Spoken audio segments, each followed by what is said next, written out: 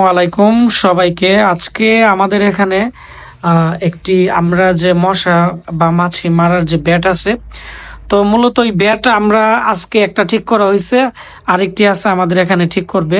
তো আজকে আমাদের এই ব্যাটটি ঠিক করছে আমাদের একজন স্টুডেন্ট। তো তোমার পরিচয়? আমার নাম শরীফুল ইসলাম। তোমার বাসা? বাসা খুলনা জেলার কয়রা থানা। খুলনা জেলার কয়রা থানা থেকে আমাদের এখানে ল্যাপটপ ডেস্কটপ রিপেয়ারিং এর কোর্স করতে আসছে। তবে এই কাজগুলো ও আগে থেকে করতো। তুমি মানে এই সার্কিট নিয়ে কত বছর যাবত কাজ করতে? 5 বছর যাবত কাজ করতো এবং টিভি থেকে শুরু করে সার্কিট লেভেলের কাজ। আর আমাদের এখানে কিসের জন্য আসছো?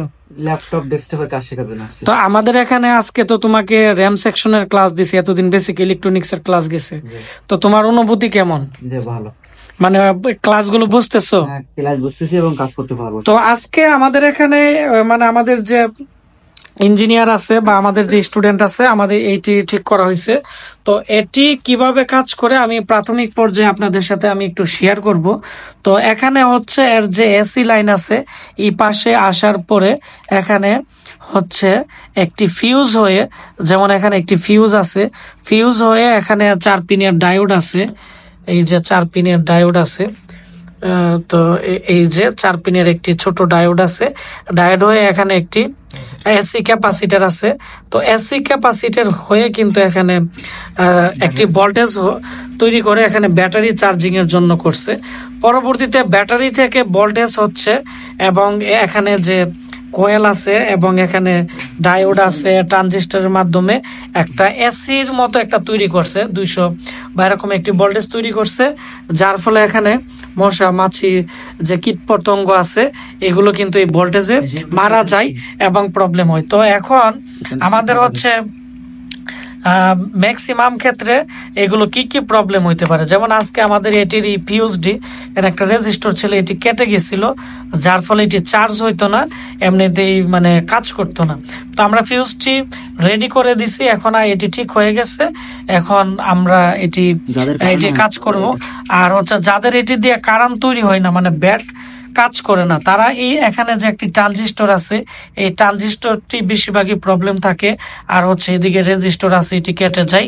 আর এখানে আউটপুটে এখানে এদিকে দেখতে পাচ্ছেন যে ক্যাপাসিটার আর হচ্ছে ডায়োড আছে। তো ম্যাক্সিমাম ক্ষেত্রে কিন্তু এখানে যে ডায়োড আছে, ডায়োড শর্ট থাকে। ডায়োড শর্ট থাকলেও এখানে এটি কিন্তু কাজ করবে না। তো আপনারা যারা একবারে বিগিনার লেভেল, আপনারা এগুলো স্টেপ বাই স্টেপ আপনারা একটু খুলে ট্রাই করলে, যারা বেসিক ইলেকট্রনিক্স জানেন, তো আপনারা অতি সহজে ঠিক করতে পারবেন। তারপর হচ্ছে এর মধ্যে যে ব্যাটারি আছে, ব্যাটারির প্রাইস হচ্ছে 50 টাকা। তো ব্যাটারি যদি বসে যায় বা ব্যাটারি যদি কাজ না করে, মানে এটি যদি চার্জ না হয় বা এটি যদি কাজ না করে, আগে ব্যাটারি থেকে শুরু করে সার্কিট থেকে শুরু করে প্রত্যেকটা লাইনই কিন্তু দেখতে হবে। আবার এগুলো অনেক সময় খুলে যায়, এর যারা লাইন আছে অনেক সময় খুলে যায়, রেজিস্টার কেটে যায়, এখানে বড় ক্যাপাসিটর গুলো প্রবলেম হয়ে যায়। তো আমরা এটি ঠিক করে ফেলছি, আরেকটি আছে, এটিও আমরা এখন ঠিক করে ফেলবো। তো আমাদের এগুলো হচ্ছে মূলত আমাদের বাড়ির।